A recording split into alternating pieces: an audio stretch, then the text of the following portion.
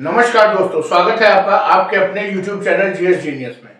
जैसा कि आप स्क्रीन पर देख रहे हैं, परीक्षा मंथन यूपी पीसीएस की जो वार्षिकी आई हुई है, ये विशेषांक आया हुआ है 2024 का। इसमें पूरे साल भर की करंट अफेयर्स की घटनाओं का संकलन है और इसके अलग अलग सेक्शंस को हम आपके समक्ष बारी बारी से प्रस्तुत कर रहे हैं। इसमें लगभग सभी जो सेक्शंस हैं वो हम आपको प्रस्तुत कर चुके हैं, वीडियो के रूप में अपलोड कर चुके हैं।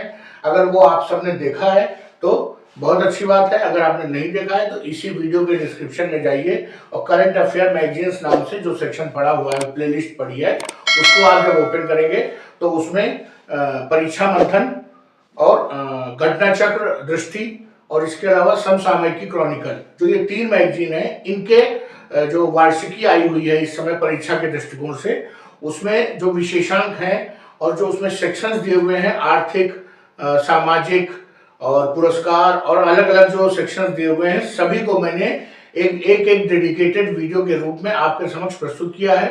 कुछ सेक्शन जो बड़े हैं उनको 1, 2 या 3 पार्ट्स में भी प्रस्तुत किया है, तो आप उसको देखिए। अंतिम समय में ये इस तरह के जो वीडियो हैं वो बहुत काम के साबित होते हैं, उनको आप देखिए और अपना करंट अफेयर्स की तैयारी कर लीजिए और आने वाले 22 तारीख को यूपी पीसीएस की परीक्षा दीजिए।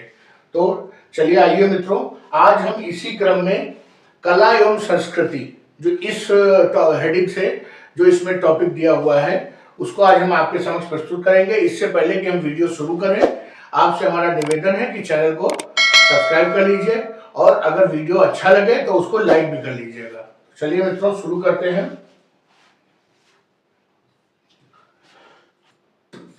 पॉइंट है वो है हो जनजातीय भाषा।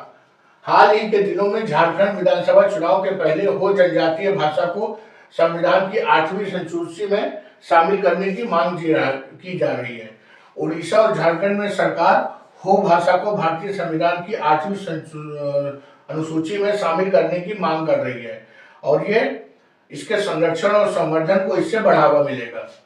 वर्ष 2001 की जनगणना के अनुसार हो भाषा भारत के लगभग 22 लाख लोगों द्वारा बोली जाती है और ऑस्ट्रो एशियाटिक भाषा परिवार की एक मुंडा भाषा है, अर्थात ट्राइबल भाषा है।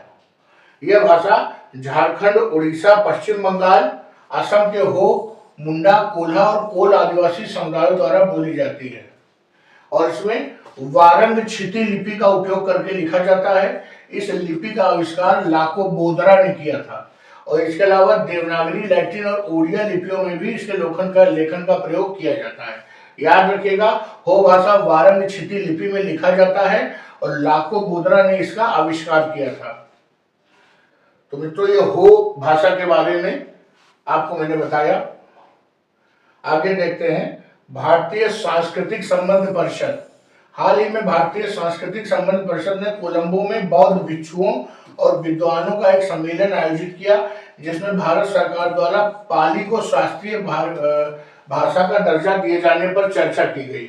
विदित होकर आईसीएसआर की स्थापना 1950 में स्वतंत्र भारत के पहले शिक्षा मंत्री मौलाना अबुल कलाम आजाद ने की थी।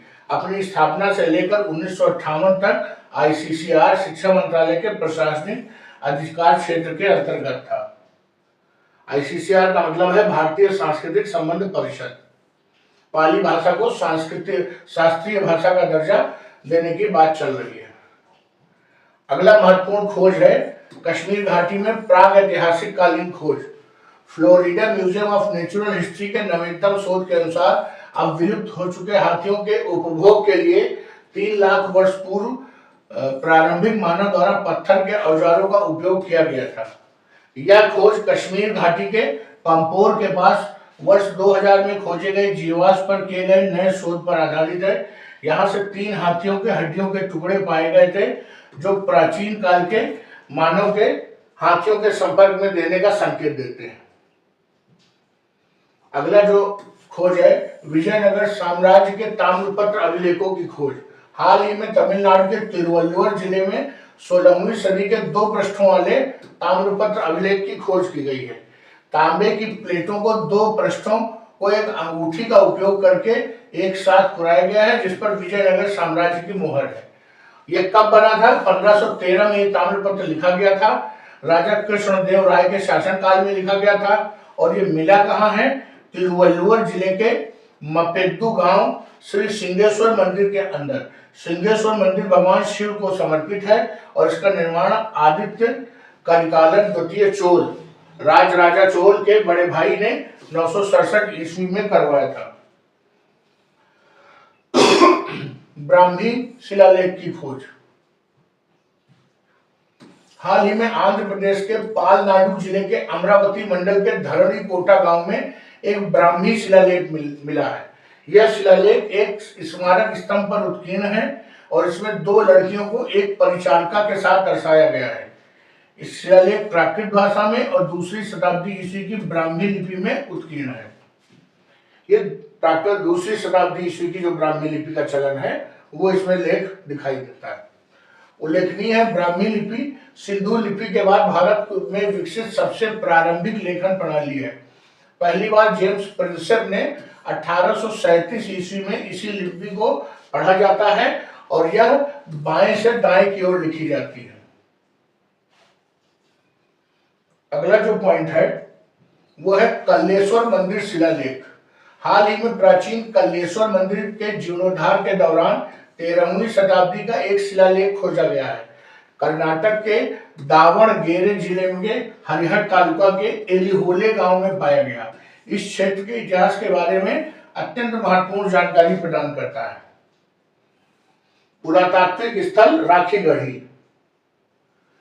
हाल ही में एनसीईआरटी ने इतिहास की स्कूली पाठ्यपुस्तकों में राखीगढ़ी के पुरातात्विक स्थल से प्राप्त नए अवशेषों की जानकारी को शामिल किया है। राखीगढ़ी एक हड़प्पा कालीन पुरातात्विक स्थल है। हरियाणा के हिसार जिले में घग्गर हकरा नदी के मैदान में स्थित है और भारतीय उपमहाद्वीप का सबसे बड़ा हड़प्पा स्थल राखीगढ़ी है। इसके अलावा ये देखते हैं, गुजरात के कच्छ में 5200 साल पुराने हड़प्पा बस्ती की खोज हुई है। हाल ही में केरल विश्वविद्यालय के शोधकर्ताओं ने गुजरात के कच्छ में 5200 साल पुरानी हड़प्पा कालीन बस्ती की खोज की है। यह एक प्रारंभिक हड़प्पा कालीन कब्रिस्तान जूना खटिया की खोज के दौरान की गई है। इस खोज में टेराकोटा मिट्टी के बर्तन मिले हैं। यह एक गोलाकार संरचना के अवशेष और विभिन्न आकार के अन्य आयताकार संरचनाओं के अवशेष मिले हैं। अवशेष स्थानीय भाषा में उत्तक बलुआ पत्थर और शैलों के बने हैं। यह अवशेष प्रारंभिक हड़प्पा काल 3200 ईसा पूर्व से लेकर उत्तर हड़प्पा काल 1700 ईसा पूर्व तक के हैं। अर्थात वो एक ऐसे स्थल की खोज हुई है जो प्रारंभिक हड़प्पा काल से बसा था और आखिरी तक वो चला है।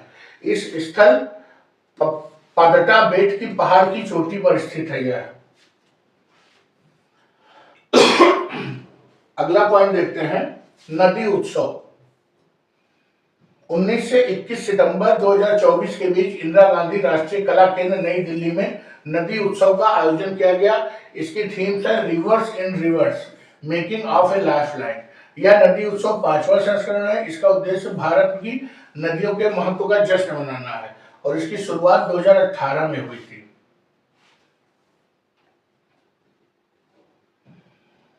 अगला महत्वपूर्ण पॉइंट है भारतीय कला महोत्सव। ये 29 सितंबर 2024 से 6 अक्टूबर 2024 के बीच भारतीय कला महोत्सव के पहले संस्करण का आयोजन तेलंगाना के सिकंदराबाद में स्थित राष्ट्रपति निलयम में किया गया था। अर्थात वहां भी राष्ट्रपति का एक घर है, मतलब राष्ट्रपति भवन टाइप का सरकारी। इसका आयोजन राष्ट्रीय निलयम द्वारा उत्तर पूर्वी क्षेत्र विकास मंत्रालय और सांस्कृतिक मंत्रालय के सहयोग से किया गया था, जिसमें पूर्वोत्तर राज्यों की समृद्ध और वैविध्यपूर्ण सांस्कृतिक विरासत प्रदर्शित की गई है। इसमें लोग अरुणाचल प्रदेश, असम, मणिपुर, मेघालय, मिजोरम, नागालैंड, सिक्किम, त्रिपुरा जैसे पूर्वोत्तर राज्यों की कला, संस्कृत, शिल्प, पाक कला की विविधता से परिचित होंगे। राष्ट्रपति निलयम भारत के 3 राष्ट्रपति के निवासों में से एक है। पहला इसमें दिल्ली में है, दूसरा शिमला में है और तीसरा दक्षिण भारत में एकमात्र जो है तेलंगाना के सिकंदराबाद में है। अंतरराष्ट्रीय सौर महोत्सव 5-6 सितंबर 2024 के बीच नई दिल्ली में पहले अंतरराष्ट्रीय सौर महोत्सव का आयोजन किया गया। इस महोत्सव का उद्देश्य अंतरराष्ट्रीय सौर गठबंधन के सदस्य देशों समुदायों पर सौर ऊर्जा के परिवर्तनकारी प्रभावों का जश्न मनाना है। यह पूरी दुनिया को सूर्य के प्रभाव का जश्न मनाने के लिए एक साथ लाता है। और ये जो सौर गठबंधन है, इसका जो मुख्यालय है वो गुरुग्राम हरियाणा में है। बोडो संस्कृति के 8 उत्पादों को जीआई टैग दिया गया है। अक्टूबर 24 में चेन्नई स्थित भौगोलिक संकेत रजिस्ट्री ने असम क्षेत्र की बोडो संस्कृति की 8 प्रतिष्ठित वस्तुओं को जीआई टैग प्रदान किया गया है। इसमें बोडोलैंड प्रादेशिक क्षेत्र के पारंपरिक उत्पादों की पहचान और लोकप्रियता को बढ़ावा मिलेगा। अभी तक असम राज्य के 33 उत्पादों को जीआई टैग प्रदान किया गया है। अब इन उत्पादों की संख्या बढ़ के 41 हो गई है।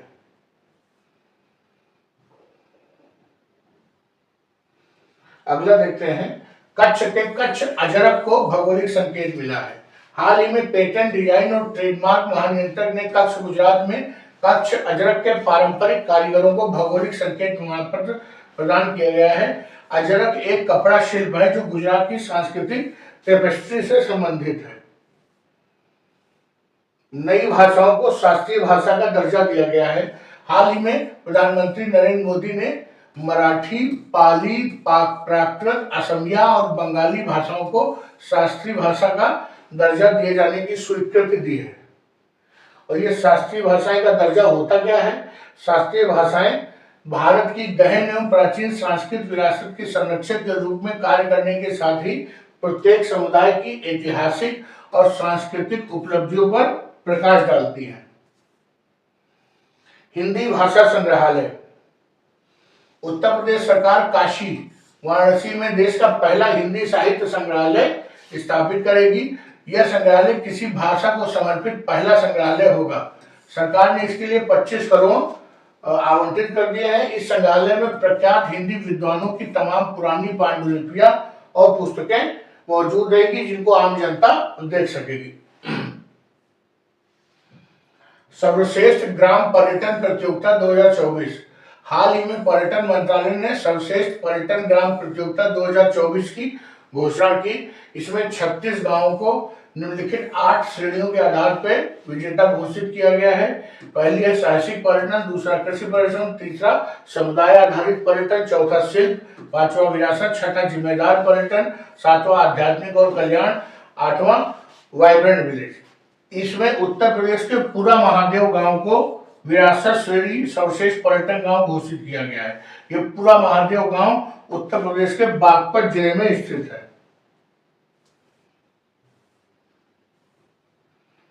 पेरू में नजिका लाइन्स की खोज। हाल ही में वैज्ञानिकों ने पेरू में 300 से अधिक नई नजिका लाइन्स की खोज की है। ये नजिका लाइनों में मानव आकृतियां, कटे हुए सिर, पालतू पशु, मछलियां, पक्षी, बिल्लियां और मानव पशु अंतःक्रियाएं शामिल हैं। विदित हो कि नजिका लाइन्स मानव द्वारा उकेरी गई बड़ी भू आकृतियों का एक समूह है। यह पेरू के नजिका राजस्थान क्षेत्र में स्थित है। अगला देखते हैं, पुरंदर अंजीर। भारत के कृषि उत्पादों का वैश्विक मंच है लाने के लिए कृषि और प्रसंस्कृत खाद्य उत्पाद निर्यात विकास प्राधिकरण ने जीआई टैग वाले पुरंदर अंजीर से बने भारत के पहले पीने के लिए तैयार अंजीर के रस को पोलैंड को निर्यात करने की सुविधा प्रदान की है। पुरंदर अंजीर की खेती महाराष्ट्र के पुणे जिले के पुरंदर तालुका में की जाती है। इसके अनोखे स्वाद और बनावट के लिए इसे जीआई टैग प्रदान किया गया है। पुरंदर अंजीर पुरंदर गांव है मध्य महाराष्ट्र में, वहां की है। बाघनख। जुलाई 24 में एक समझौता ज्ञापन के तहत ब्रिटेन के विक्टोरिया एवं अल्बर्ट म्यूजियम से छत्रपति शिवाजी महाराज द्वारा प्रयोग किए जाने वाला बाघनख जो है भारत लाया गया है। बाघनख को 7 माह के लिए सतारा स्थित छत्रपति शिवाजी महाराज संग्रहालय में प्रदर्शित किया जाएगा। प्रसिद्ध मराठा शासक शिवाजी के सिंहासन पर बैठने की 350वीं वर्षगांठ के उत्सव के रूप में यह हथियार भारत लाया गया है। भारत को 43वां यूनेस्को विरासत स्थल चराईदेव मोइदम। असम के चराईदेव मोइदम को हाल ही में यूनेस्को की विश्व धरोहर स्थल सूची की सांस्कृतिक श्रेणी में शामिल किया गया है। यह यूनेस्को की विश्व धरोहर स्थल सूची में शामिल होने वाला भारत का 43वां स्थल है। असम के मोइदाम अहोम राजवंश की टीला दफनाने की प्रणाली असम और उत्तर पूर्व में यूनेस्को की विश्व धरोहर सूची में शामिल होने वाला तीसरा स्थान है और सांस्कृतिक श्रेणी में पहला है। मोइदम क्या है? मोइदम, जिसका जो सामान्य अर्थ है वहां की लोकल भाषा में, वो है आत्मा का घर। यह एक दफन स्थल है जो मूल रूप से ईंट पत्थर के खोखले तहखाने हैं जिनमें ताहाई अहोम राजाओं के और राजघरानाओं के अवशेष मिलते हैं। अगला देखते हैं, भारत का पहला यूनेस्को साहित्य शहर कोझिकोड। 23 जून 24 को उत्तरी केरल के कोझिकोड पहला भारतीय शहर बन गया है जिसे आधिकारिक तौर पर संयुक्त राष्ट्र शैक्षिक वैज्ञानिक सांस्कृतिक संगठन अर्थात यूनेस्को ने साहित्यिक शहर घोषित कर दिया है। विश्व शिल्प शहर श्रीनगर। जम्मू कश्मीर की ग्रीष्मकालीन राजधानी श्रीनगर को विश्व शिल्प परिषद अंतरराष्ट्रीय द्वारा आधिकारिक तौर पर विश्व शिल्प शहर के रूप में मान्यता दी गई है, जो इसके पारंपरिक शिल्प कौशल को संरक्षित करने, बढ़ावा देने के लिए और समर्पित और वैश्विक गैर लाभकारी संगठन है। भारत के रामचरितमानस, पंचतंत्र और सहृदय लोकाना के memory of the world register में शामिल कर दिया गया है। संयुक्त राष्ट्र शैक्षिक वैज्ञानिक सांस्कृतिक संगठन यूनेस्को ने अपने memory of the world Asia Pacific के रीजनल रजिस्टर में रामचरितमानस, पंचतंत्र, इसको पंचतंत्र फेबल्स कहा है, और सहृदय लोकाना को शामिल किया है यूनेस्को ने। International film city. Bayview Bhutani international film city private limited और यमुना औद्योगिक विकास प्राधिकरण के बीच 28 जून 2024 को इंटरनेशनल फिल्म सिटी के निर्माण का समझौता हुआ है। विकासकर्ता कंपनी की ओर से फिल्म निर्माता निर्देशक बोनी कपूर और भूटानी समूह के सीईओ आशीष भूटानी व यमुना प्राधिकरण की ओर से सीईओ डॉक्टर अरुणवीर सिंह श्रुति ने इस पर हस्ताक्षर किया है। ये नोएडा विकास प्राधिकरण का जो है जेवर हवाई अड्डे के पास बनेगा। सबसे पुरानी अलंकारिक गुफा पेंटिंग। हाल ही में नेचर जर्नल में प्रकाशित एक अध्ययन के अनुसार नई डेटिंग तकनीक का उपयोग करके शोधकर्ताओं ने यह निर्धारित किया है कि विश्व की सबसे पुरानी ज्ञात अलंकारिक गुफा पेंटिंग 51,200 वर्ष पुरानी है। यह पेंटिंग इंडोनेशिया के दक्षिण सुलावेसी द्वीप पर लियांग करमपुआंग गुफा में स्थित है। इस पेंटिंग का विषय आंशिक रूप से खुले मुंह वाला लाल रंग का एक जंगली सुअर है। थाईलैंड भेजे गए भगवान बुद्ध के अवशेष। भगवान बुद्ध को गुजरे लगभग 2500 से ज्यादा वर्ष हो चुका है, लेकिन उनके अवशेष अर्थात अस्थियां आज भी मौजूद हैं और बौद्ध धर्म में आस्था रखने वालों के लिए ये साक्षात भगवान बुद्ध का स्वरूप है। इन्हीं अवशेषों के एक हिस्से को 22 फरवरी 2024 को थाईलैंड ले जाया गया, जहां 19 मार्च 2024 तक यह वहां के 4 इलाकों में श्रद्धालुओं के दर्शन के लिए रखे गए हैं। दुनिया का पहला ओम आकार का मंदिर। मार्च 2024 में दुनिया के पहले ओम आकार के मंदिर का राजस्थान के पाली जिले के जाडन गांव में इसका उद्घाटन किया गया है। इस प्रतिष्ठित रूप में डिजाइन किया ओम आकार का यह पहला मंदिर है। राम मंदिर। 22 जनवरी 2024 को अयोध्या के पीएम नरेंद्र मोदी ने राम मंदिर में श्री रामलला की प्राण प्रतिष्ठा की। यह मंदिर वास्तुकला की नागर शैली में डिजाइन है। मैसूर के मूर्तिकार अरुण योगराज द्वारा तैयार किया गया है। इसकी मूर्ति और रामलला की मूर्ति 51 इंच की है। राम मंदिर का डिजाइन प्रसिद्ध वास्तुकार चंद्रगात बी सोमपुरा ने अपने बेटे आशीष के सहयोग से बनाया है। यह एक 3 मंजिल है, पारंपरिक नागर शैली में बनाया गया है। मिर्जापुर और बांसी राजस्थान की पहाड़ियों के गुलाबी बलुआ पत्थर से बना है और जो इसमें मूर्ति है वह नेपाल से जो गंडकी नदी से जो पत्थर आए थे उनसे बनी है। और इसके जो जिन्होंने प्राण प्रतिष्ठा करवाई थी, जो इसके वो पुजारी थे दीक्षित, उनका अभी 86 वर्ष की उम्र में निधन हो गया है। यह 107 एकड़ क्षेत्र में बनाया गया है और इसका निर्माण Larsen and Toubro limited company ने किया है। और इसमें जो गर्भगृह की आसन शिला है वो मकराना मार्बल से बनी हुई है। विश्व का सबसे बड़ा ध्यान केंद्र सर्ववेद महामंदिर धाम। 18 दिसंबर 2023 को सर्ववेद महामंदिर धाम के प्रथम चरण का लोकार्पण प्रधानमंत्री श्री नरेंद्र मोदी द्वारा किया गया है। इस मंदिर का निर्माण वाराणसी के उमराहा के विहंगम योग संत समाज के द्वारा किया गया है। इसका निर्माण कार्य लगभग 20 वर्ष पहले शुरू किया था। मित्रों, जो कला संस्कृति वाला जो सेक्शन है उसमें बस इतना ही है। अगर कुछ और मिलता है तो मैं अभी एग्जाम के पहले उसे अवश्य इसका वीडियो अपलोड करूंगा। और इसी कला एवं संस्कृति के साथ लगभग ये पुस्तक पूरी हो गई है। एक या दो छोटे छोटे सेक्शन बचे हैं जिनको आज शाम तक उनको भी अपलोड कर दूंगा। और इसी रिक्वेस्ट के साथ मैं अपना जो ये वीडियो है समाप्त करता हूँ कि अगर आपने अभी तक हमारे चैनल को सब्सक्राइब नहीं किया है तो अभी भी कर लीजिए।